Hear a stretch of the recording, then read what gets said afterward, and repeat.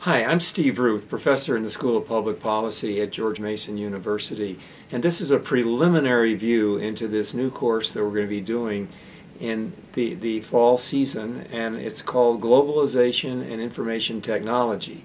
And in this brief talk, I want to bring up two important points. First of all, the overall structure of the course, and secondly, some of the major IT variables we're going to examine. The structure of the course really has about a half dozen aspects. The first one, the one we'll be doing this week, is called Globalization and ICT Synthesis. And on this one, I'll try to give you enough material and get your own views so that we can share and also learn more about how globalization and information and communication technology fit together. I'll be using ICT mostly because here in the United States, we say IT, but most of the rest of the world calls this generic topic Information and Communications Technology, ICT. The second of this half dozen items is a description of the general issues, the significant issues in ICT that cover the complete range of activities in the world: health, safety, environment, energy. And I'll briefly talk about some of those as I finish up in a few moments. The next one is social networks. We'll be spending a week or two looking at the immense impact that social networks have on technology policy and also the way governments work. It's not just going to be Arab Spring, which we'll be talking about, many, many more examples, Occupy Wall Street, and I would say at least a dozen more. The next of these half dozen is educational applications. There are some fascinating things happening in the world of K through 12 as well as in post-secondary education.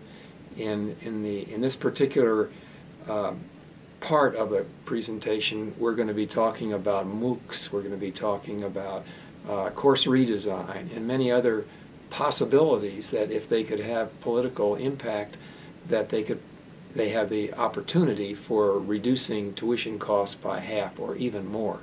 They would also have a dramatic effect on the way universities are organized, so we'll examine some of the issues associated with that technology.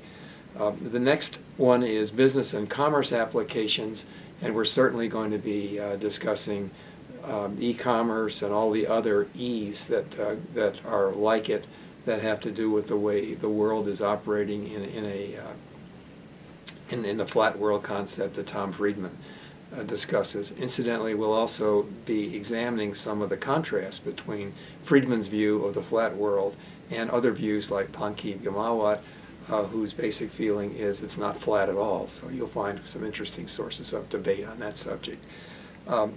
And finally, we're going to look at a question that I think is crucial to any public policy course, and that is, what can government do? Are any of these things we're talking about subject to legislation? We know that there's security legislation, and we know that there's some legislation on educational applications and even on social networks.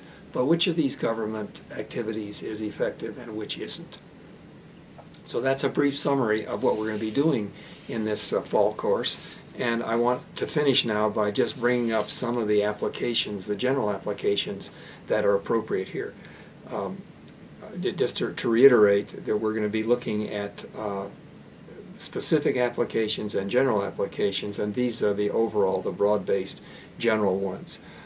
Education and training, like improving learning outcomes and multiple learning styles. That entire topic is fascinating, and I'll be giving you some links and some readings that will examine that more closely. Healthcare, reducing healthcare costs. That in America, as you probably know, the healthcare costs per capita are dramatically higher than any place else in the world, and that there are some analysts who believe that the effectiveness per capita is not nearly in keeping with those kinds of numbers. Personal safety, securing homes from crime, auto theft, protecting individuals in their homes and elsewhere. That kind of activity is very much associated with technology and also with some global applications. The next one, recreation and entertainment, a whole spectrum of activities, ICT related, and also sometimes public policy related, are associated with recreation. Access to information and the growth of information online. The big topic there is going to be this term that has become very popular in the ICT world called big data. Big data has to do with the extraordinary lengths that companies are now going to, and governments too, to find out exactly how people behave in terms of aggregate as versus individual information activities. The environment, creating a cleaner world, that certainly has much to do with ICT interventions, and it isn't just the use of cloud computing, which is a significant example where it might be possible to save not only on the costs of computing and storage, but also on environmental dangers as well. And energy certainly fits in with that topic as well, and computers use a lot of energy, and the technology debate is often ignores how much energy that computers use.